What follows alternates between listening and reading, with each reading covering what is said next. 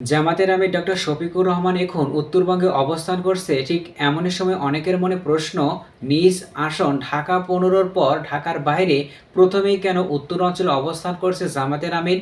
৩০০ সংসদীয় আসনের মাঝে রংপুরকেই কেন বেশি প্রাধান্য দিচ্ছে জামাত? তাহলে কি জামাত উত্তর অঞ্চলকে টার্গেট করে সামনে এগিয়ে যাচ্ছে? চলেন পুরো বিষয়টা বিস্তারিত বিশ্লেষণ করা যাক। যারা আমাদের চ্যানেলে নতুন, অবশ্যই চ্যানেলটাকে সাবস্ক্রাইব করুন। প্রত্যেক রাজনৈতিক দল চায় একটি বৃহত্তর অঞ্চলে তাদের একক আধিপত্য ধরে রাখতে। কোনো অঞ্চলে যদি একটি রাজনৈতিক দল শক্তিশালী ঘাঁটি স্থাপন করতে পারে, তাহলে খুব সহজেই ওই অঞ্চল তারা আয়ত্তে আনতে পারে। জামাত হয়তো এই কৌশলগুলো নিয়ে এগোচ্ছে।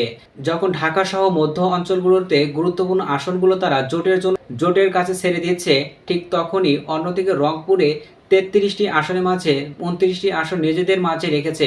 পাশাপাশি রাজশাহী বিভাগেও তারা ৩৯টি আসনের মাঝে মাত্র ৩টি আসন তারা শরিক দলের মাঝে ছেড়ে দিয়েছে। বিশ্লেষকরা বলছে, জামাত ইসলামী ঢাকা ও মধ্যবর্তী অঞ্চলে তেমন একটি প্রভাব ফেলতে পারেনি, কিন্তু উত্তর অঞ্চলে বিশেষ করে জামাত রংপুরে ব্যাপকভাবে প্রভাব ফেলতে পেরেছে, যা জামাতের জনসভা দেখলেই বোঝা যায়।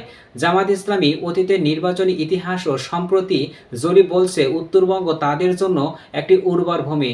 জামাত ধারণা করে রংপুর বিভাগে ৩৩টি আসনের মাঝে ২৫টি আসনে তারা জয় পাবে। এই বৃহত্তর অঞ্চলে দীর্ঘ সময় ধরে আওয়ামী লীগ ও জাতীয় পার্টি এককভাবে আধিপত্য ছিল। যেহেতু আওয়ামী লীগ মাঠে নেই, এই বিশাল ভোট ব্যাংক রয়েছে তাদের। এই বিশাল ভোট ব্যাংক তারা কাজে লাগাতে চাচ্ছে। তারা যদি সেখানে বিএনপির বিকল্প হিসেবে নিজেদের তুলে ধরতে পারে, তাহলে জামাত বড় ধরনের জয় পেতে পারে। দেশের সবচেয়ে অবহেলিত এই অঞ্চলে মানুষের কথা যদি তারা বলতে পারে, তাদের চাহিদা অনুযায়ী যদি অঙ্গীকার করতে পারে, তাদেরকে আকৃষ্ট করতে পারলে খুব সহজে এই আসনগুলো তারা নিজেদের করে নিতে পারে। রংপুর বিভাগে মানুষের দীর্ঘদিনের দাবি তিস্তা মহাপরিকল্পনা বাস্তবায়নের মতো প্রতিশ্রুতি খুব সহজে মানুষকে আকৃষ্ট করতে পারে। রাজনৈতিক বিশ্লেষকরা বলছে, জামাত সীমান্তবর্তী আসনগুলোতে ব্যাপকভাবে গুরুত্ব দিচ্ছে।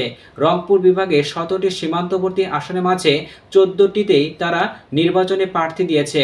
নির্বাচনী ইতিহাস বলে এখানে ১৯৯১ ও ১৯৯৬ সালে জামাত অত্যন্ত ভালো করেছিল।